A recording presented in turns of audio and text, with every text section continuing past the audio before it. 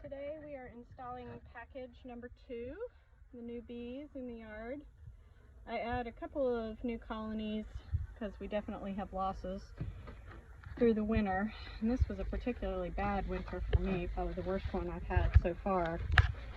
And the hard part about ordering bees is that you have to place the order before you know what your losses are going to be, which is kind of depressing. So you're gambling on how many colonies you're going to lose and how many you have to replace.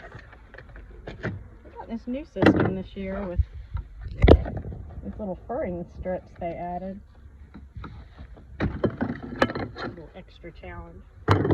So just so you know what is going to happen here, these bees are probably up from Georgia is my guess.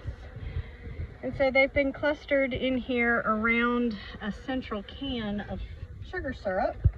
There's a couple of bees on the outside. So I'm going to take off this little wooden piece on top, and it's got a red dot on it indicating that there's a marked queen in here. The red indicates the year, the age of the queen, so that the beekeepers can quickly look through a hive and hopefully quickly identify a queen, and then also know how old she is. You can also know whether or not you have your original queen or if she has left or been killed.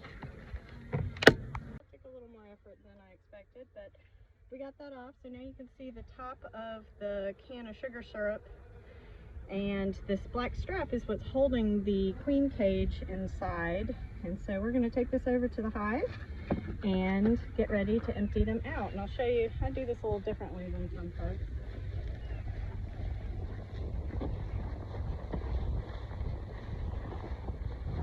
So we've got a couple of hives that are already up here. Adam, just so you know, there are bees in the hive. It's fine. Although not a lot.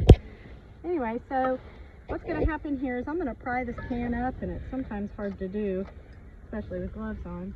But I'm going to pry this up, and what happens is now everybody is loose, and we're going to try to cover it real quickly while I pull the queen cage loose, and we're going to put her in first.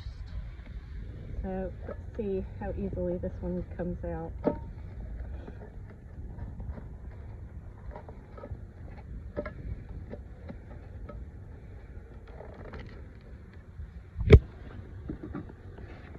I'm going to use this to cover the hole back up, because once I pull this can out, technically everybody's free to join the party. So there they are. There's usually only 1 or 2 little holes in there for them to get syrup, so it's kind of a low flow situation, but they're making good use of it. And I'm actually going to save this to feed back to them. They need to throw away good syrup. So again, this strap is holding the queen cage.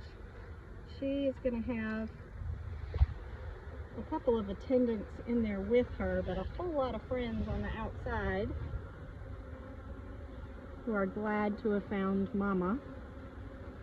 One thing you have to remember about bee packages is that these bees did not all come from the same colony back in Georgia.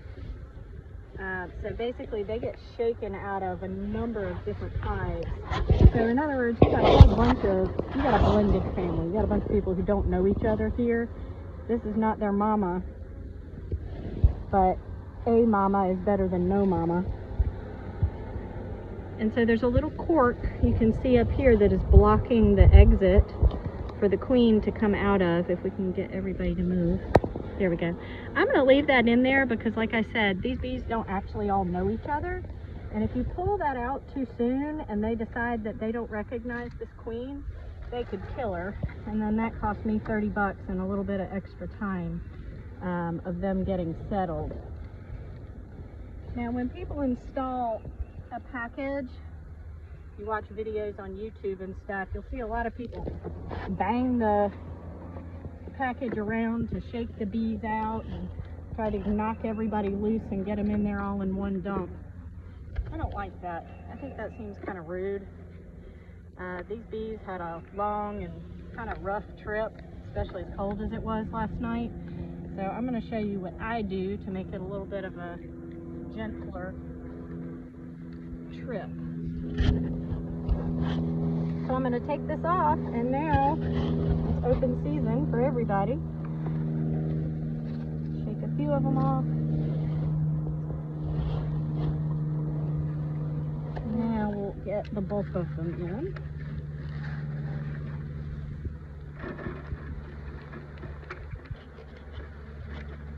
I'm going to shake them real gently. You got a big pile of bees. And everybody just slowly settles on down. They're kind of excited because they've got some old wax that's in here, and bees love the smell of old comb. So they're pretty excited to find this. I'm going to gently shake them out, but a lot of times you'll see people slapping the sides of these boxes and just banging them to try to get everybody to fall out all at once. And I would not appreciate that myself after a long flight, so I'm not going to do it. So what I'm going to do, we've got our queen cage in the middle there that's trapped. I leave that for a day or two for them to get used to her. The bees on the outside and the attendants on the insides will feed her, so she's not in any danger there. She's in the middle of the colony, so they will keep her warm. And if you can hear already the roar of the bees, and we got one right here in front of my hive tool who's got her little abdomen up in the air.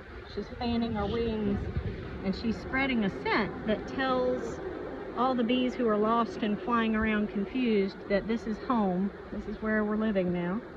And it basically calls them to come in.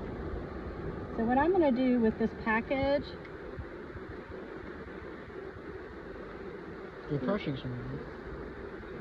There's a little bit of space underneath.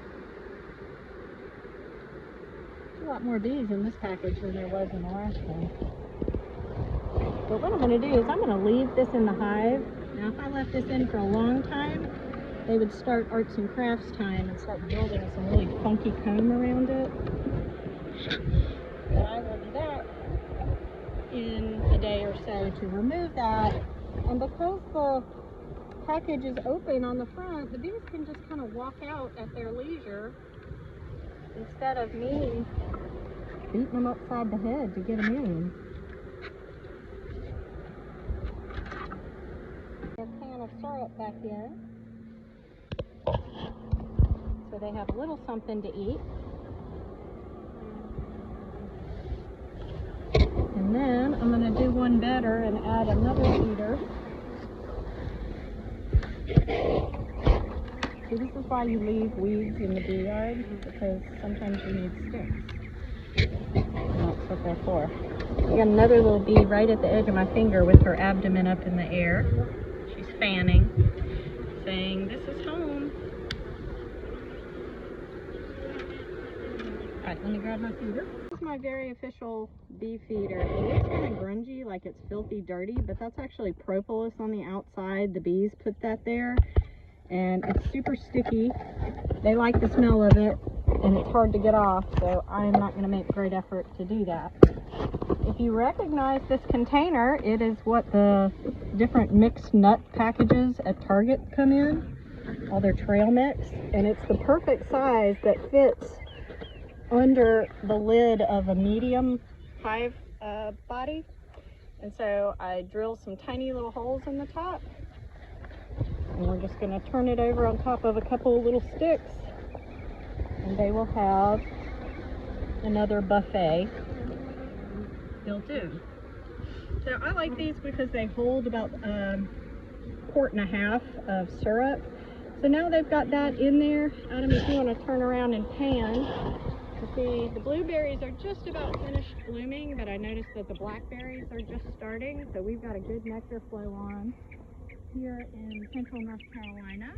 So they have plenty of resources to work with. And I will come back tomorrow, take that box out so that they don't start building any weird designs. And we're going to call that good for the day. Put a weight on top, which is my universal symbol for somebody who lives here. And that's it.